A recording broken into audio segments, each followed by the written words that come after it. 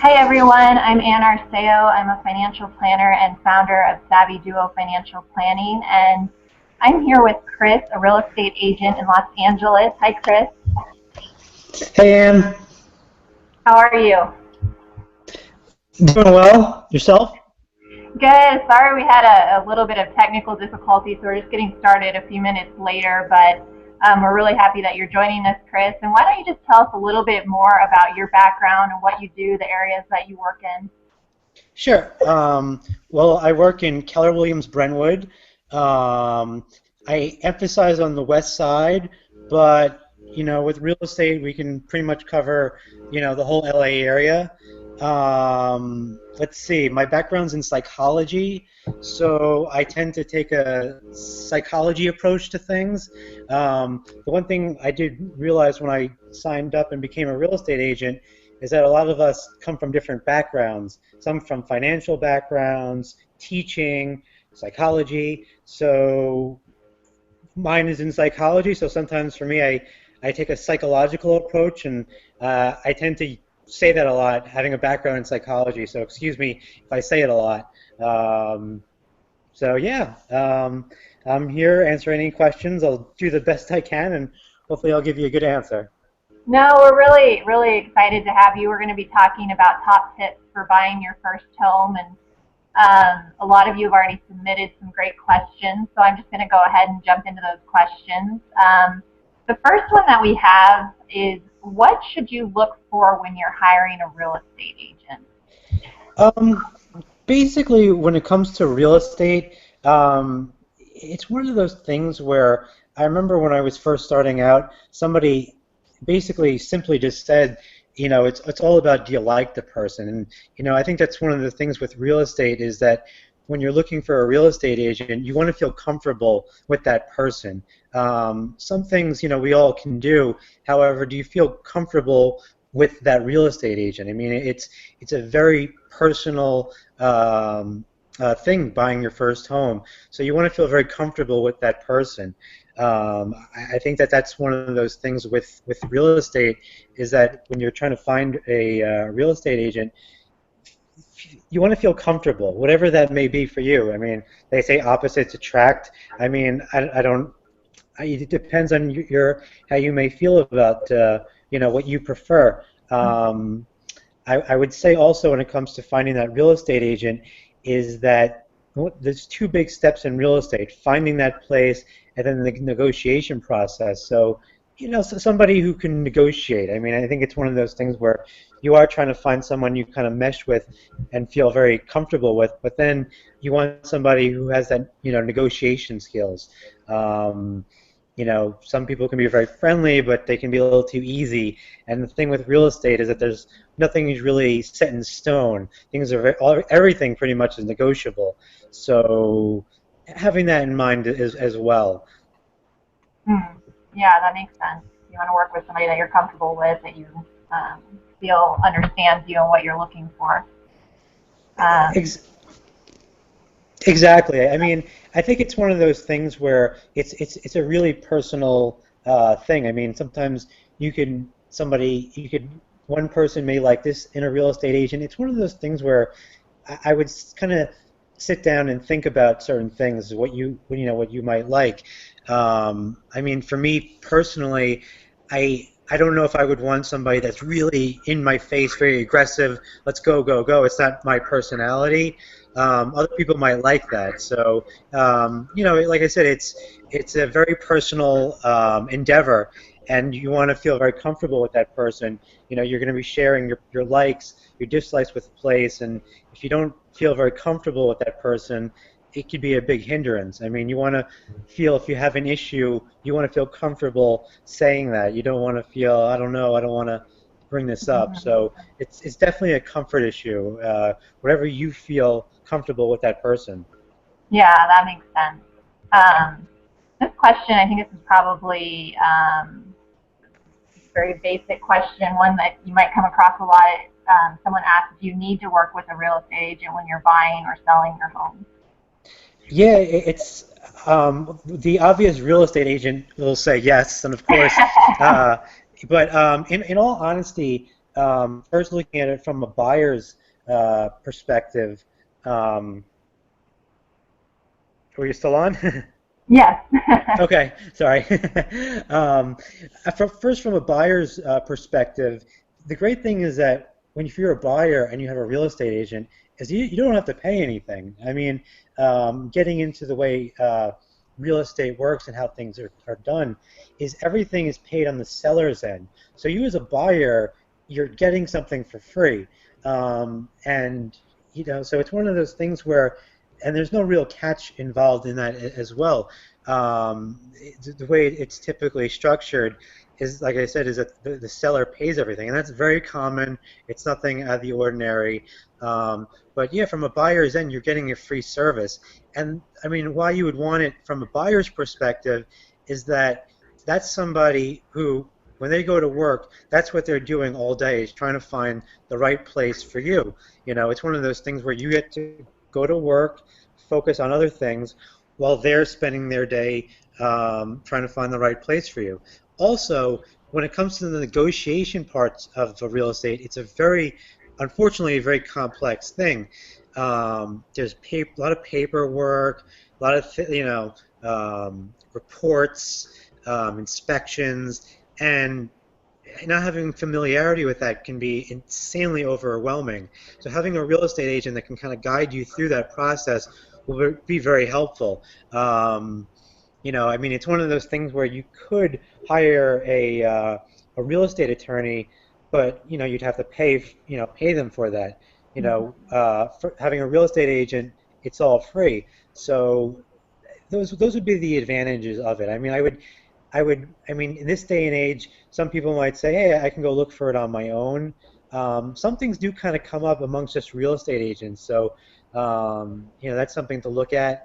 But I would strongly put an emphasis on the contract part of it and closing and all that stuff, because as I look at my feet full of all different forms and stuff, it's pretty incredible. It's a lot of stuff, and I think if you were going at that alone, it's almost like doing your taxes. It's a lot, and I think having an expert with you would be very beneficial. Yeah, that makes complete sense. Someone also asked, can you use a real estate agent who is representing both the buyer and the seller? Is that a smart move, or do you need your own real estate agent?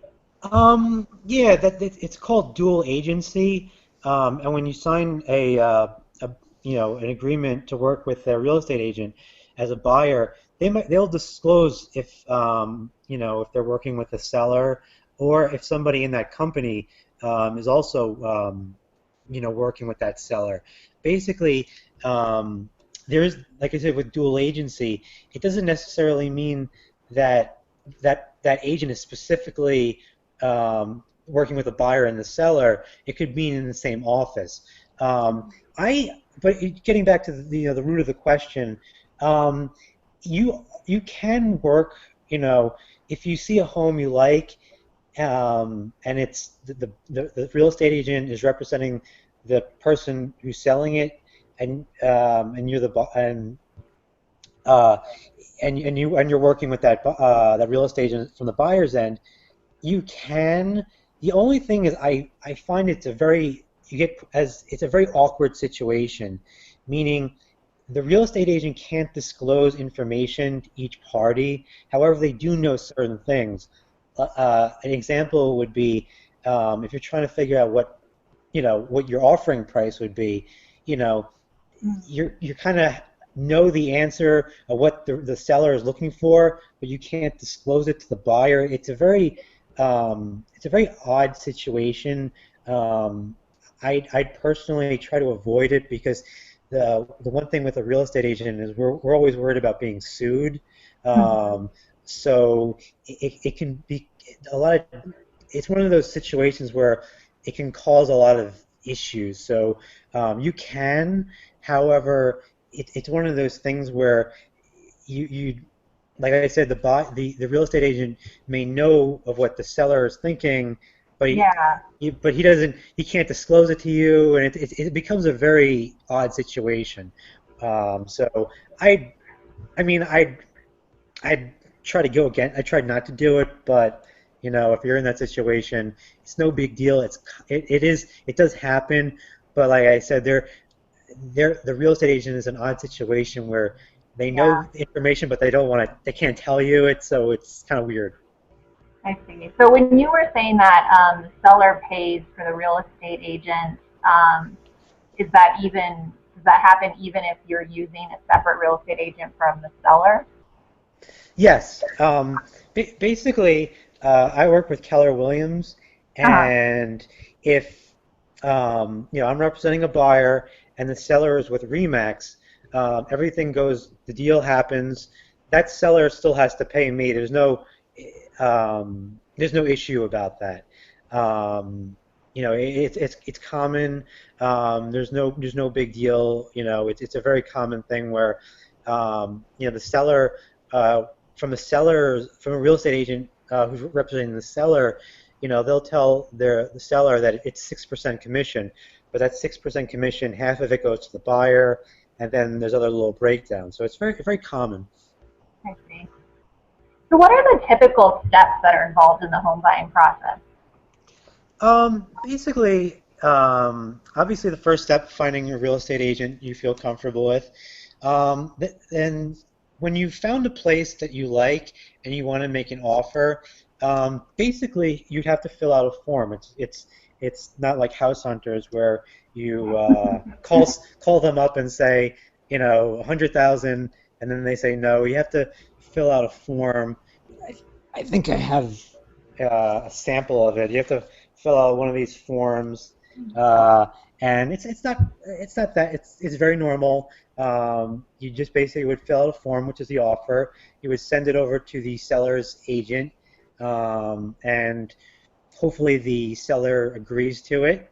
If not, they reject it. You can always come back with a counter offer, and go from there.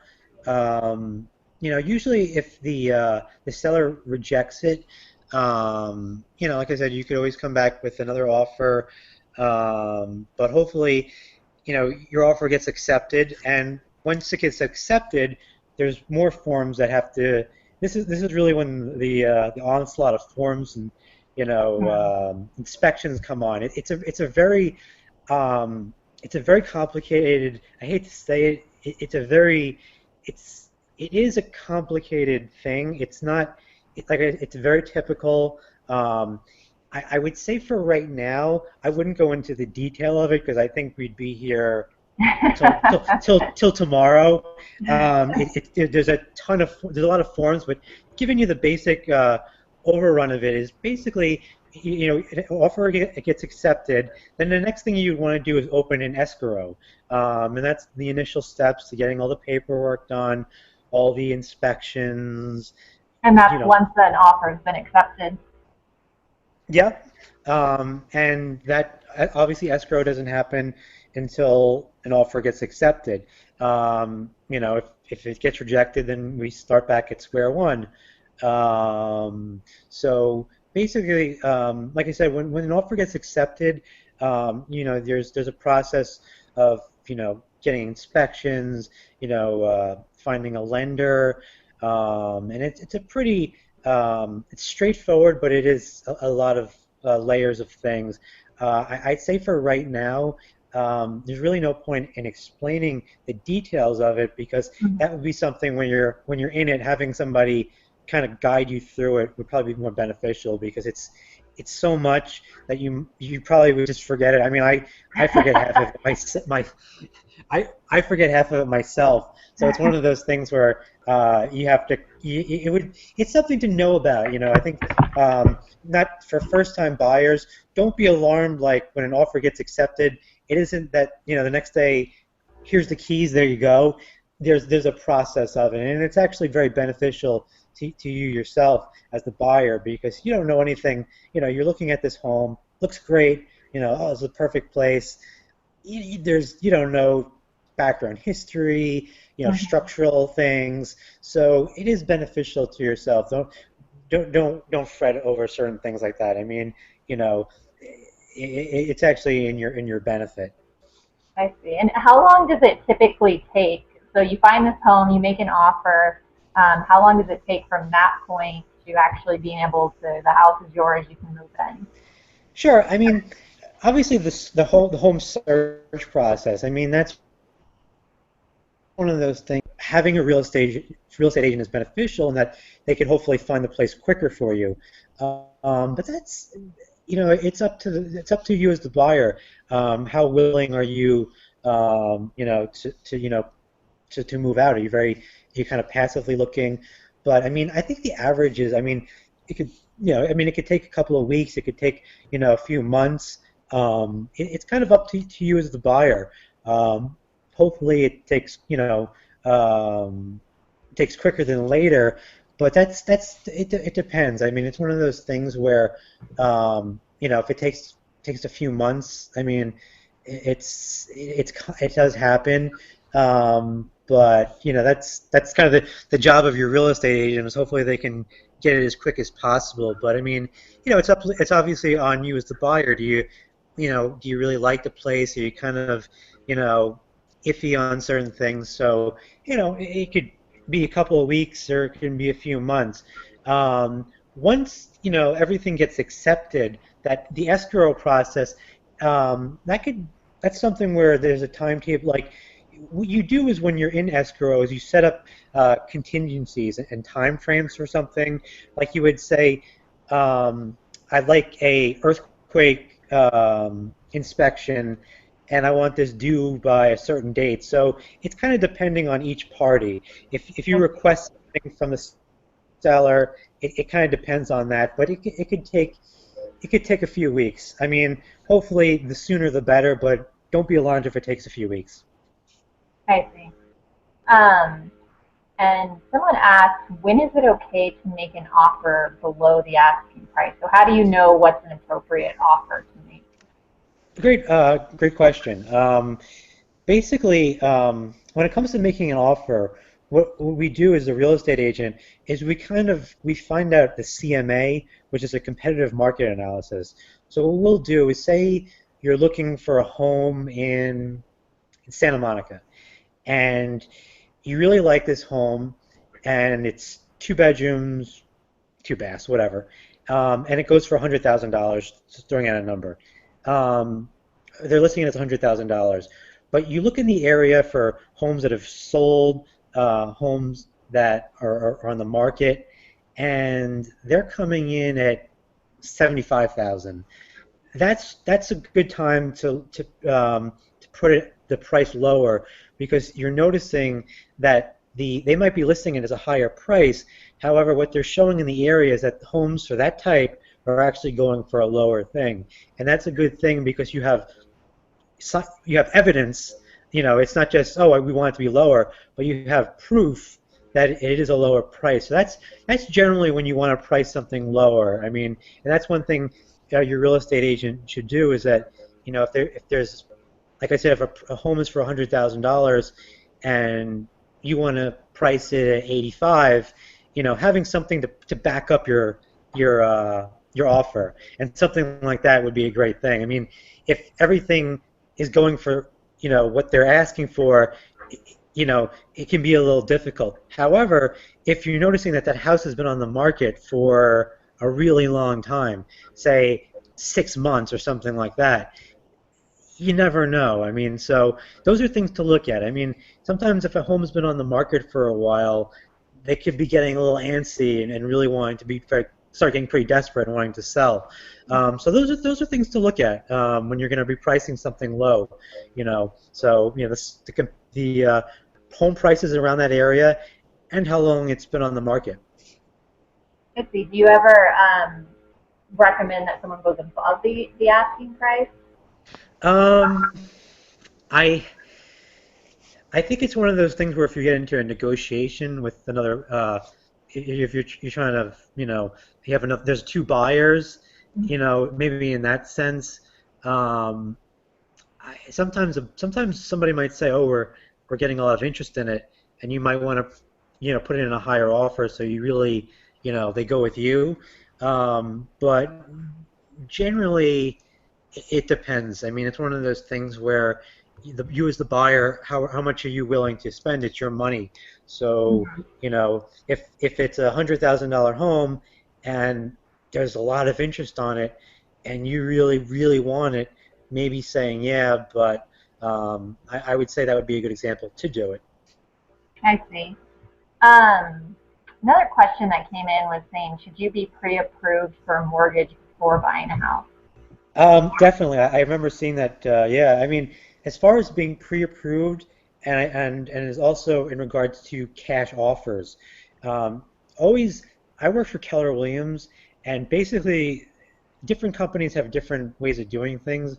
But for us, we always want to, before we take you out looking for places, we want to get you pre-approved, so that way we know what you can afford. Because the worst thing to happen is everything goes through, and then we're in escrow, and we're dealing with money issues, and you don't have the money, or you're not approved for that amount. So I would say, it's definitely great to be pre-approved. I mean, it really strengthens your case, because some people get worried about cash offers, and if you're pre-approved, it's as good as a cash offer. So I would definitely say, definitely do that, because you'd hate for, you like the place, they accept the offer and things fall through because you're not approved for that amount. So definitely get that done. I see. So would you say then, okay, you and your partner decide that you're ready to buy a house? Is the first step then going out and getting pre-approved before you talk to a real estate agent? Is that the number one step you want to take? I would. I mean, like I said, working for Keller Williams, we always, before we go out and look for homes, we would say, just first thing first, get it pre-approved. Um, I would definitely recommend. I would recommend it. Yes. I see. Okay, so then you go to the bank, you get pre-approved, you find a real estate agent, and that's you start looking for houses. That's basically, and then you go into escrow, and that can take anywhere from 2 weeks to maybe a couple months, depending on the inspections and all the different paperwork. Is that pretty much how the process works? Yeah, I mean, you'd hope for it to not to escrow not to go for a couple of months. I mean, but it's one of those things where, like I said with real estate, is everything pretty much is negotiable, and you're dealing with people, you're dealing with different people, so different people are different ways. So, you'd like to be dealing with a great seller, and they're really easygoing, but unfortunately, that's not the case all the time. Yeah. So it depends. I mean, I'd say the one thing sometimes is that yeah, you're always there's certain deadlines to get things done in escrow, and hopefully they get done quicker rather than later. But those are like I said, you're dealing with you're dealing with things that are negotiable and different personalities. So those are things to be aware of, not to scare anybody, but just to let them know. But also, like I said, that there's always rooms to negotiate. I see. Oh, can you still hear me, Chris? Oh, okay. I think it froze for just a second there.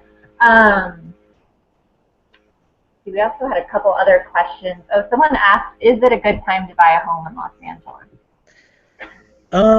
Well, as a real estate agent, I would say every time's a good time to buy a home. But in all honesty, when it comes, it was from a over overview of everything. It was a seller's market.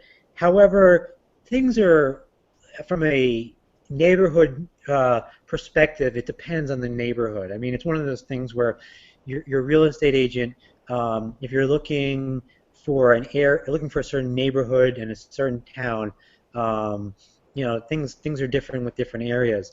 I know I was just recently looking at condominiums in the Hollywood area, and it was definitely not a buyer's market at all. So things are specific to the area. I mean, your real estate agent should really, they should be doing some research in that area, kind of getting the idea of where the market's going in that area. So things, it depends on the area. Like I said, a general perspective, it was, they were saying it was a seller's market, but things can be very specific to a certain area. So, like I said, have your real estate agent look at the market in that area, because it could be different for different places. I see. That makes a lot of sense. Um, okay, well, I just want to check. I think you covered a lot of great information. You answered a lot of the questions that were submitted ahead of time. I'm just going to check and see if we have any other questions that have been submitted to us through the chat.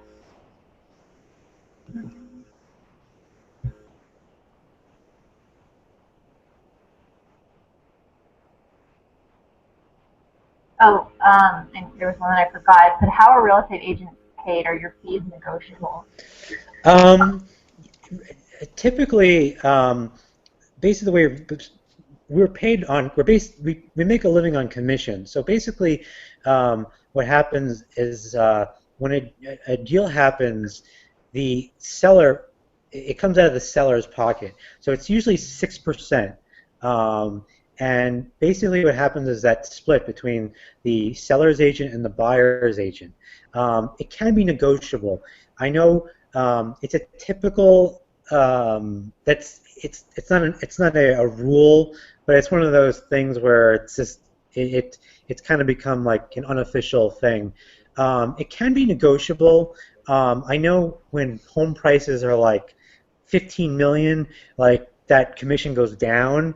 So, like I said, everything is negotiable, but that's usually the typical thing. I mean, it's one of those things where,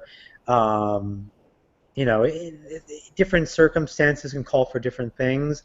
There's always unique situations, but that's the typical lay of the land is that the seller pays 6%. The seller pays everything.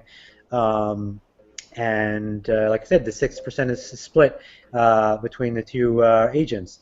But like I said, everything is negotiable, and there are different situations, that can arise. So, yeah, I mean, it's negotiable, but. So it's really something you're more worried about negotiating when you're selling your home, maybe not as much when you're the buyer working with a real estate agent. Is that right? Yeah. From a buyer, if you're a buyer, those are things you don't really have to worry about. I mean, your worries from a buyer standpoint is making sure your finances are in order, making sure you're getting the necessary inspections done, reports taken care of, making sure you're getting things done on time. From that standpoint, I mean.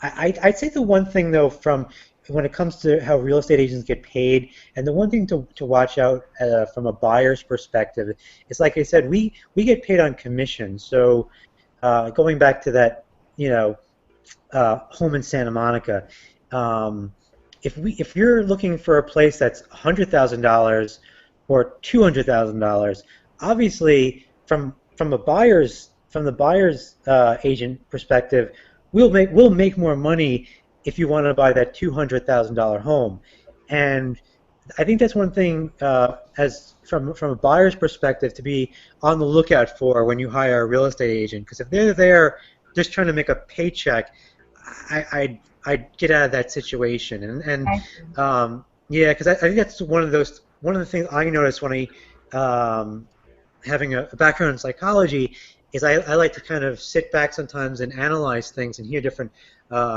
people's perspectives and stuff. And the one thing I notice is that sometimes people complain about the agent was kind of pushing them to the higher places. So knowing how a real estate agent gets paid, just be aware of that. I mean, they should be there for your best interest. However, that's one thing to kind of be on the lookout for. And the one thing to realize also is when you find that real estate agent and you sign a contract for them to represent you, you can cancel that at any time. You don't have to pay anything. You can cancel it at any time you like. It might say, from now until December 1st, but you can get out of it at any time. And if you're noticing something like that, or they're kind of pushing you in this direction, I'd advise moving on from that. So be cautious of that from that standpoint.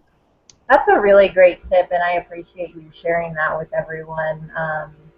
That makes a lot of sense. If you're paid on commission, there might be certain times where they might want to push you into something more expensive, and that goes back to what you were saying about working with somebody that you feel comfortable with and understands what you're looking for, and find what's right for you and your family.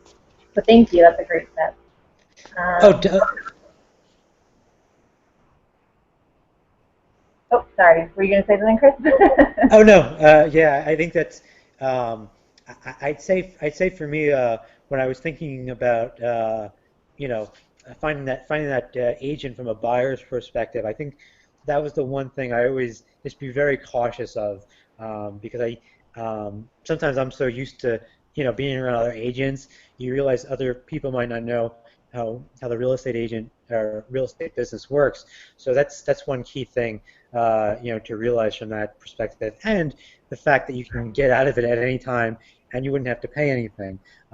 So big thing for a first-time home buyer, is that if you ever, like I said, if you ever feel they're pushing you, get out. So that's the Yeah, big one. that makes a lot of sense. We don't have any more questions. Do you have any other tips for us or any insider's tips with us that you might want to share with us?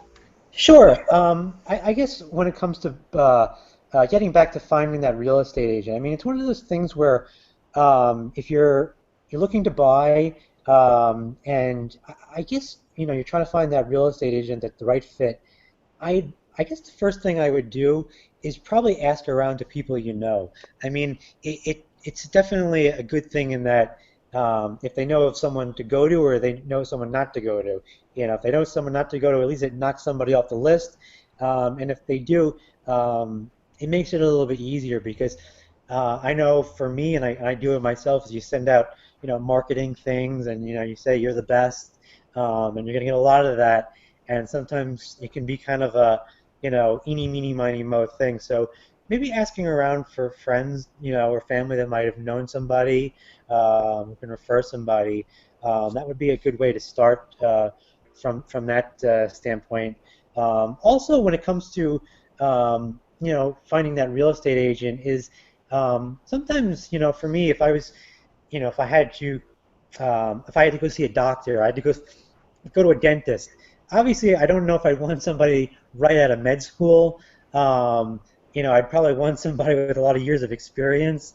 However, with real estate, it's one of those things where it's weird in a sense that if sometimes the newer people, because they don't have a lot of action going on, so to speak, they might be incredibly focused on you, which I was when I was thinking about it from, if I put myself in a buyer's perspective, I had an incident in our office where somebody was brand new and they got their first buyer, and she spent all yesterday about 5 hours just focusing on them, on that buyer. And I was kind of thinking about it, and I was like, you know what?